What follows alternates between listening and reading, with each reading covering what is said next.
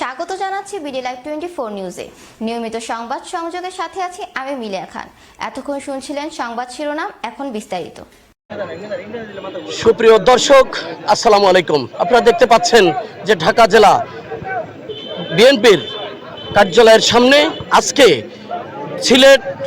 ঢাকা, সিলেট, ময়মনসিংহ, ফরিদপুর বিভাগের সমন্বয় তারুণ্যের রাজনৈতিক অধিকার প্রতিষ্ঠার সমাবেশ। আজকে এই সমাবেশ ঘিরে লক্ষ জনতা আজকে এই নয়াপল্টনস্থ কার্যালয়ের সামনে উপস্থিত হয়েছেন।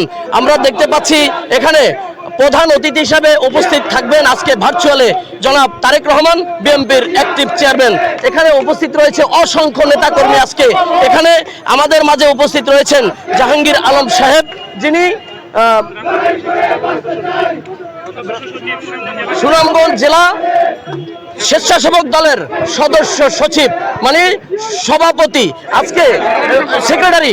আমরা আজকে তার সমাবেশটি রয়েছে ঢাকা, ময়মনসিংহ, ফরিদপুর এবং যে সিলেট বিভাগের যে তারুণ্যের সমাবেশটি রয়েছে, এই সমাবেশে এখানে উপস্থিত হয়েছে কুমিল্লা জেলা সাবেক ছাত্র দলের সভাপতি এবং বর্তমান স্বেচ্ছাসেবক দলের সম্মানিত আহ্বায়ক মিরাজ হোসেন আমাদের মাঝে উপস্থিত হয়েছেন।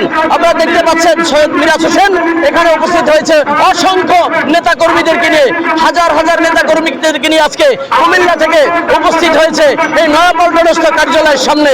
এখানে তারুণ্যের সমাবেশে প্রধান অতিথি হিসেবে বক্তব্য দেবেন দেশ নায়ক জনাব তারেক রহমান। আজকে